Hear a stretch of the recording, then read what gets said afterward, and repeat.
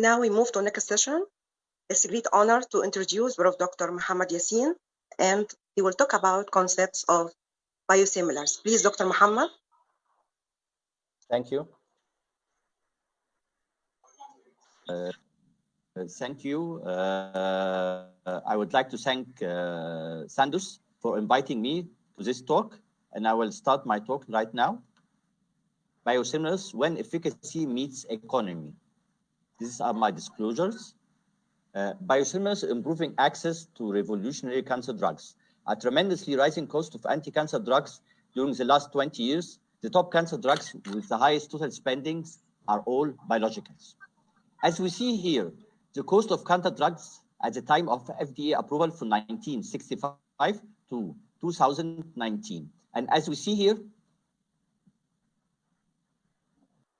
the average expenditure on drugs was around $10,000 per month.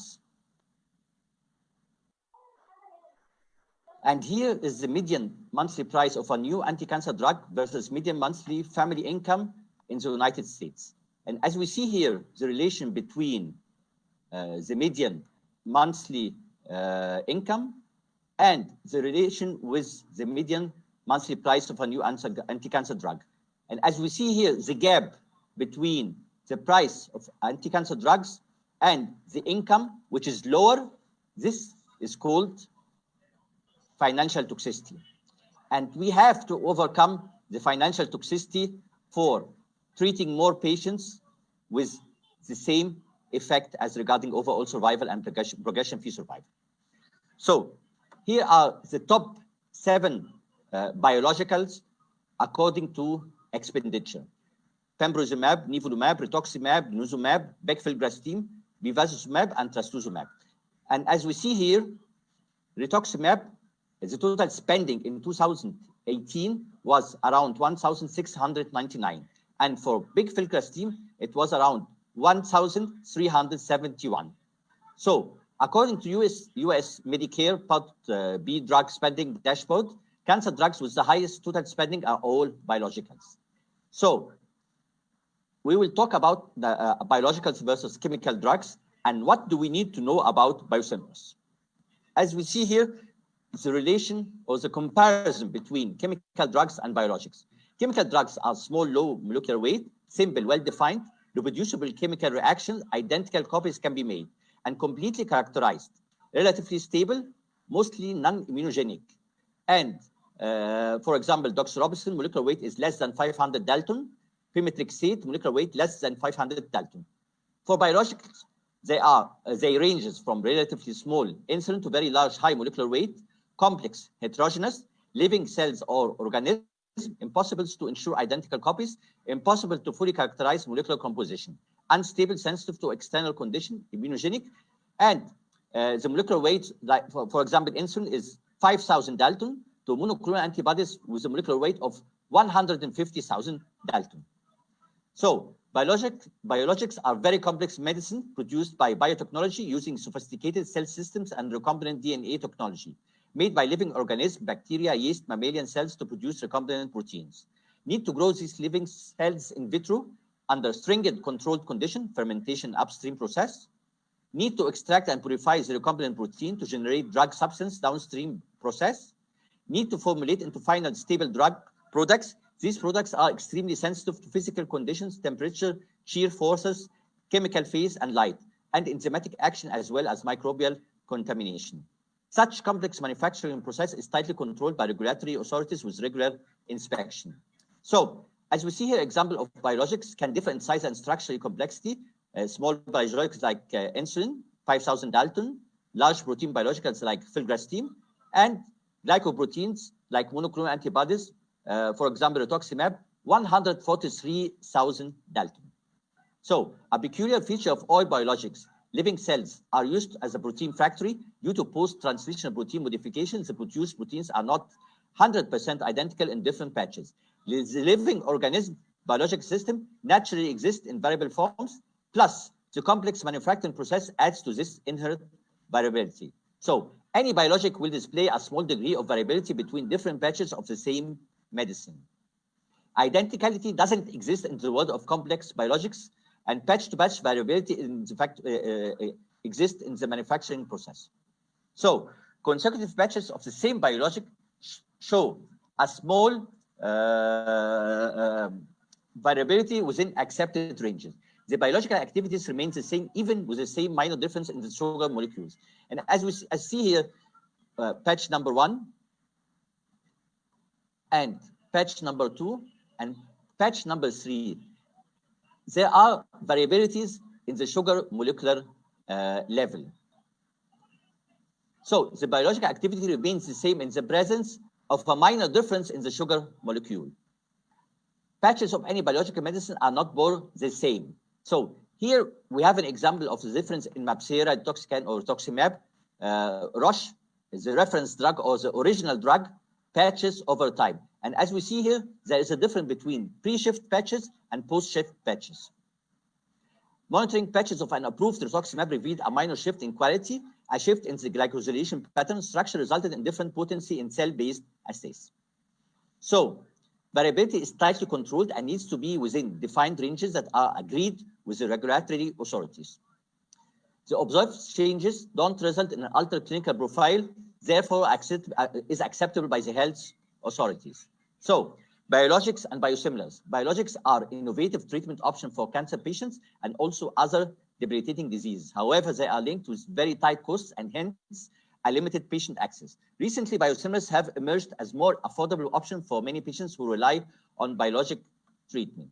A biosimilar is a biologic medicine that is highly similar to a previously approved reference biologic. Biosimilars are quite important because they have an opportunity to expand patient access to critical medicine and reduce disparities in cancer treatment. So, as we see here, if we spend 30% on the reference drug or the brand and 20% on the biosimilar, we will have around 50% saving in the United States at 2025. So 20% biosimilar, 30% brand, 50% saving. Biosimilars have the potential to create 50% biologic saving in Western healthcare budgets by 2025. So what is a biosimilar? A biosimilar is a successor to a biologic medicine, the reference drug, for which the patient has expired and exclusivity has been lost. It matches its reference medicine in terms of structural and functional properties, pharmacokinetics, pharmacodynamics, as well as clinical efficacy, safety, and immunogenicity. It is required to have an identical amino acid sequence, the same route of administration, and the same strengths as the reference medicine. So, biosimilar is a regulatory term to refer to a product that has been approved via stringent FDA or EU regulatory pathways. The doctor and patient can expect the same safety and efficacy profile for the approved indication. So, as regarding the terminology and regulatory definition, as regarding FDA, biosimilars are a type of biologic product that are licensed by FDA because they are highly similar to an already FDA-approved biologic product known as the biological reference product. Biosimilars have been shown to have no clinical meaningful difference from the reference product. And according to FDA, already FDA-approved biological product, in EMA, it is a biological medicine contains a version of the active substance of an already authorized original reference biological medicine in the European Economic Area. Similarity to the reference medicinal product in terms of quality characteristics, biological activities, safety, and efficacy based on a comprehensive comparability exercise need to be established and is already authorized original biological medicinal product. So, briefing of biosimilar development is to establish similarity to the reference product. First, develop highly similar product, technical development, fully characterized reference product, match molecule profile, match final dosage form to reference product, and then step 2, confirm biosimilarity through preclinical studies, phase 1 and phase 3 studies, demonstrate pharmacokinetics and dynamics equivalence, confirm efficacy and safety via tailored phase 3 studies, support extrapolation to non-studied indication and interchangeability. So, let's explore the approval process for a reference biologic and a biosimilar. In the reference biologic, we will start with the molecular characterization, preclinical animal toxicity, phase 1 and 2 clinical dose and schedule, which we call dose expansion and escalation cohort, and then phase 3 clinical trials. And at the end, post-marketing surveillance. But in the biosimilars, the molecular characteristic is very important. Then preclinical animal toxicity, and then pharmacokinetics and pharmacodynamics, and then clinical trials, and at the end, post-marketing surveillance. Development approach for biosimilar is closer to originators than to generic. Let's here compare generic. Development cost is around 2 to 3 million. Time to market 2 to 3 years. No data required. Bioequivalence studies in healthy volunteers. In the trials, we need around 20 to 50 patients, and post-approval activities are pharmacovigilance. For biologics, it can cost more than 800 million United States dollars. Time to market 8 to 10 years. Limited preclinical development, phase 1 to 3 efficacy and safety studies. In the trials, 800 to 1,000 patients. Phase 4, post-approval activities, risk management plan, including pharmacovigilance. For biosimilar, the trials or development cost is around 75 to 250 million dollars. It takes 7 to 8 years. Extensive characterization of reference product and proposed biosimilar, comparative pharmacokinetic and phase 3 studies. And the trial contains around 500 patients. And then post-approval activities, phase 4, risk management plan, including pharmacovigilance. Biosimilar phase 3 efficacy and safety studies compared to studies for a new biologic medicine. The most important point is the objective for a new biologic is to establish a positive benefit and risk. For biosimilar study to confirm comparability to the reference drug. And the design type in the biologic is superiority or non-inferiority, one margin. And in biosimilar, it is equivalence or non-inferiority. And the role in the biologic is to ultimate proof or added value and patient benefit. And in biosimilar, confirmatory role in the development following more substantial analytical and functional steps in the totality of evidence approach. How our original reference product medicine approved? First, trials are powered to show statistical superiority. Then they require large-scale pivotal clinical trials to show a difference in clinical outcome over the current standard of care. Then every new approved indication requires another positive clinical trial. Then the original reference medicine needs to show clinical difference. But for biosimilars, it needs to show similarity or equivalence to the original reference. Clinical confirmation requires different trial design for biosimilar. So both biologics and biosimilars are subject to immunogenicity, but significant difference in drug products can arise due to production at different sites, changes to manufacturing process after initial approval, FDA or EMA approval required for changes in manufacturing process. Immunogenicity is an important concern for all biologics, not just biosimilars. Consequences, loss of efficacy, general immune response, and FDA guidance regarding immunogenicity assessment, comparative parallel design, head-to-head study, may need to further evaluate a patient subset for substantive descriptive assessment of immunogenicity associated with single crossover from reference product to biosimilar. So, biosimilars improving access to revolutionary cancer drugs. And now we will focus on filgrastim and rituximab. As we all know, a very important adverse effect of chemotherapy is neutropenia and febrile neutropenia, which can lead to dose delays and dose reduction of the chemotherapy protocol, which, as we see here, if our patient who is receiving chemotherapy did not receive at least 85% of the optimal dose, this can be have a negative impact on progression-free survival and overall survival. So there is a high need for primary or secondary prophylaxis of neutropenia to prevent febrile neutropenia. And as we see here, days of severe neutropenia in the first cycle can last up to 8 days. So we need GCSF support to guard against febrile neutropenia. Primary prophylaxis is starting with the first cycle and continuing through subsequent cycles of chemotherapy is recommended in patients who have an approximately 20% or higher risk for febrile neutropenia based on patient disease and treatment-related factors. Secondary prophylaxis, patient who experienced a neutropenic complication from a prior cycle of chemotherapy for which primary prophylaxis was not received, in which a reduced dose or treatment delay may compromise disease-free survival, overall survival, or treatment outcome.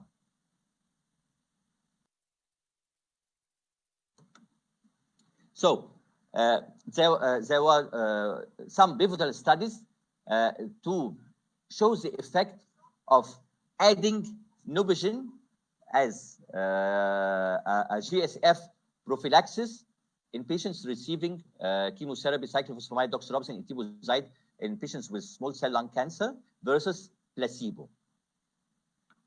And as we see here, if our patients have received filgrastim, this will lead to decrease the duration of the neutropenia and decrease the incidence of febrile neutropenia versus placebo. And also, using Nubigen or filgrastim in phase 3 pivotal trial resulted that versus placebo, filgrastim has decreased the need for antibiotic use and the need for hospitalization due to febrile neutropenia. Again, Nubigen significantly reduced chemotherapy dose reduction and delays. And as we see here, a comparison between Nubigen and placebo, as regarding dose reduction and delays, they are very low in the patients who have received prophylaxis with Nubigen. As we see here, as regarding delay in chemotherapy dose, 29% for Nubigen versus 47%, nearly it's a double. And the reduction in chemotherapy dose, 29% versus 61% in placebo. And as regarding disease-free survival, as we see here, some regimens with high incidence of febrile neutropenia, TAC or FAC, if our patient receives the standard dose, disease-free survival can reach around 75% for TAC and 68%.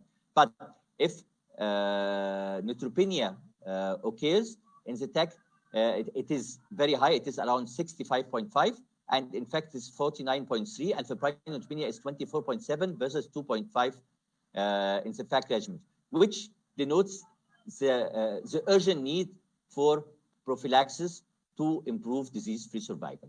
So, filgrastim Sandoz, named Sergio, is the first FDA-approved biosimilar in the United States. The same protein structure and a highly similar mass, same mode of action, similar pharmacokinetics and pharmacodynamics. Phase 3 trial of 218 patients with breast cancer receiving TAC showed no clinically meaningful difference in efficacy, safety, or immunogenicity between filgrastim. So, as we see here, of the comparison of filgrastim biosimilar to the reference drug, a phase 3 randomized double-blind clinical study in the prevention of severe neutropenia in patients with breast cancer receiving myelosuppressive chemotherapy. No clinical meaningful difference were observed regarding any other efficacy parameter, incidence of febrile neutropenia, hospitalization due to febrile neutropenia, incidence of infection, depth and time of absolute neutrophilic count. So, no patient developed binding or neutralizing antibodies against G-CSF in any arm at any time during the study. The number of patients who experienced treatment-related adverse events with suspected relationship to filgrastim was similar between the biosimilar and the reference arm. So this study demonstrates that biosimilars and reference filgrastim are similar with no clinically meaningful difference regarding efficacy and safety. Also, while alternating between the treatment, switching in the prevention of severe neutropenia in breast cancer patients receiving neoadjuvant myelosuppression chemotherapy, biosimilar filgrastim could represent an important alternative benefiting public health by increasing access to treatment. So, can we shift from the original filgrastim to filgrastim Sandoz during the treatment course of patients? Yes. As we see here, 4 arms for the trial.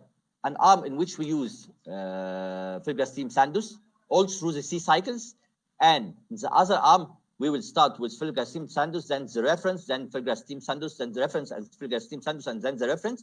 In the other end, it is reverse. We start with the reference, then filgrastim Sandoz, and in the fourth arm, we use the reference drug all through. And as we see here, there was no difference between the reference and filgrastim Sandoz if we switch between these 2 drugs. So, as we see here, the incidence of febrile neutropenia was 0 for the reference versus 3.4 for the filgrastim Sandoz. Okay. Again, hospitalization due to febrile neutropenia, 1 patient in cycle 6 in the switch. All cycle musculoskeletal connective tissue disorders related to filgrastim occurred in 35.5%, and in the switch, 39.2%, including bone pain. So there were no clinically meaningful results regarding efficacy, safety, or immunogenicity when switching from reference to biosimilar filgrastim or vice versa.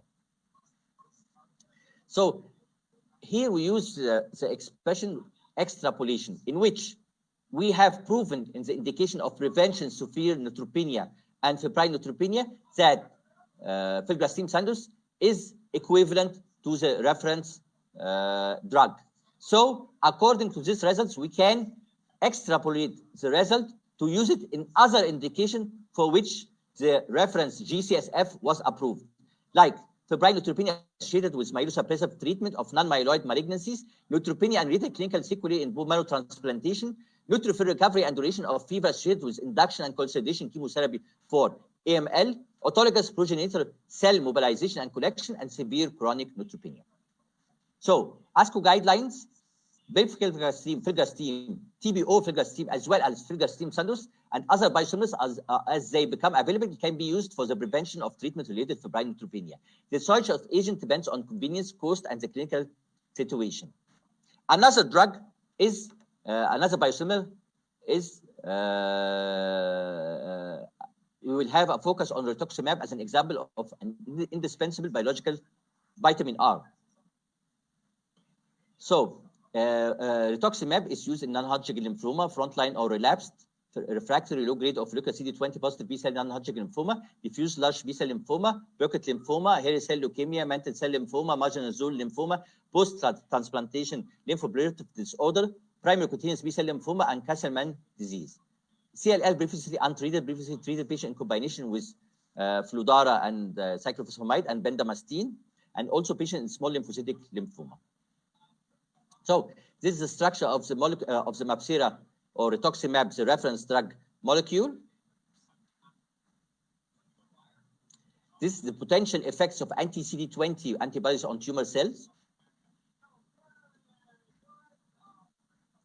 Here is the physicochemical characterization of Sandoz biosimilar rituximab. Here it is identical in the amino acid sequence, superimposable 3D structure, indistinguishable, we cannot distinguish the structure, and as regarding matching glycosylation, it is nearly matching the reference rituximab.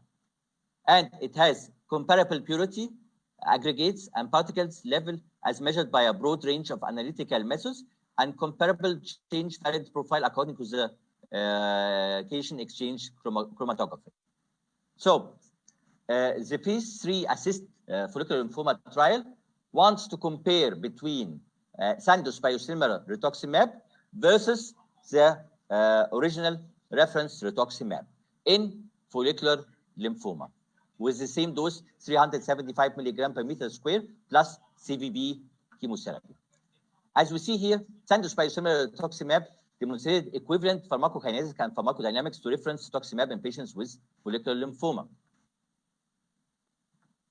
And as regarding overall response rate, there is equivalent overall response for Sandoz biosimilar rituximab and reference rituximab. As we see here, the partial response in Sandoz biosimilar was 72% versus 74% in the reference, and complete responses were 15% in Sandoz, and complete responses were 13% in the reference drug. And as regarding response, the overall response for Sandoz rituximab was 87% versus 87.5% for the reference drug. Completed responses 14.8 versus 13.4, and the partial responses 72.3 versus 74.1. And what is very important is the complete response rate up to month 30 confirms similar efficacy. As we see here, the complete rates based on investigator assessment were similar between treatments at all points, including 33 months. As we see here, as regarding complete response at 30 months up to 33 months, it was 28.2 versus 28.6, nearly identical or similar between rituximab Sandoz biosimilar and the reference rituximab.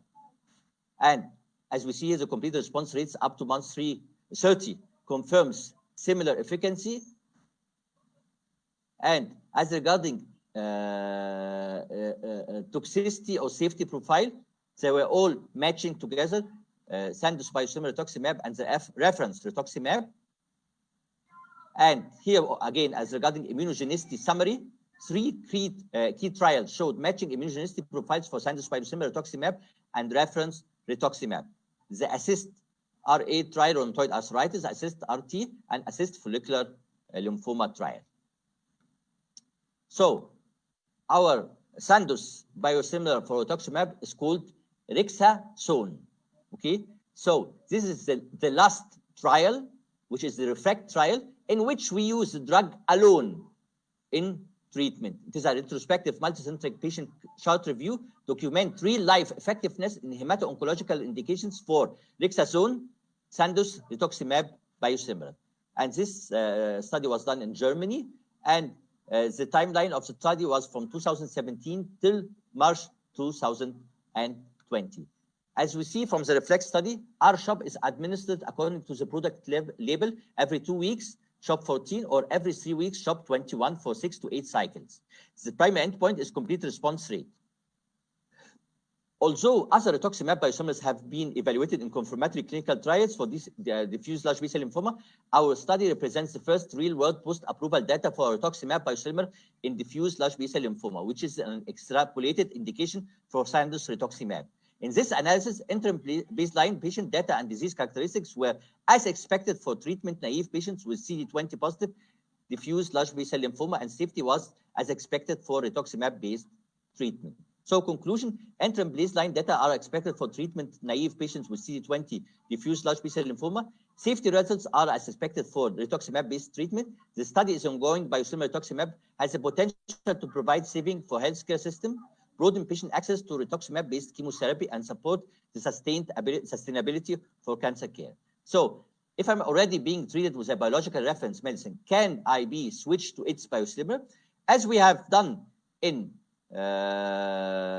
filgrastim Sandoz, and showed that there is no difference between the reference drug and the biosimilar. Here, European Commission, it is possible to switch from a reference medicine to a biosimilar. Biosimilar are a copy version of an already existing biological medicinal product. They are highly quality products and as efficient and safe as the original biological medicine. So, in our opinion, switching patients from the original to a biosimilar medicine or vice versa can be considered safe. So, switching, a systematic literature review of a clinical outcome from 2018. The result, immunogenicity, safety, related safety are concerned, or the immunogenicity efficacy is unchanged after switching, which is very important. So, biosimilars, when efficacy meets economy, final take-home message, biosimilars can certainly increase patient access to biologic medicine and care and contribute to saving for healthcare system. At the present time, many biosimilars are systematically developed to be highly similar to their reference product. They have very recently been approved in many countries. For competition to have an impact on drug prices, it will be necessary for multiple competitors in a class to be clinically available for a significant period of time. Uptake of biosimilars will depend on continued monitoring of safety and efficacy and their appropriate integration into clinical-driven practice. Continued professional education concerning development, regulatory approval, and post-approval surveillance for durable efficacy and safety in real-world practice is essential. So, the promise of biosimilar medicine, high-cost biologics, the challenge is effective target therapy held back for later stage of disease. But if we use a biosimilars, this can result in effective target therapy used earlier in disease. For reference drug, treatment is reserved for only the most severe cases. But if we use biosimilars, more patients have access to treatment. For reference, innovative therapies are unaffordable because of the price. Biosimilars free up budget to buy innovative medicine. Budget for certain therapy areas are inadequate if we use the reference drug, but if we use the biosimilar, additional budget can be directed to areas of unmet need. So Here is an example for rituximab biosimilar Sandoz Rexazone. If we use it versus Mapsera, the original drug or the reference drug, saving in each cycle is around 40%.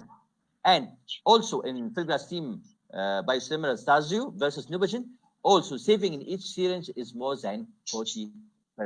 So this is very important.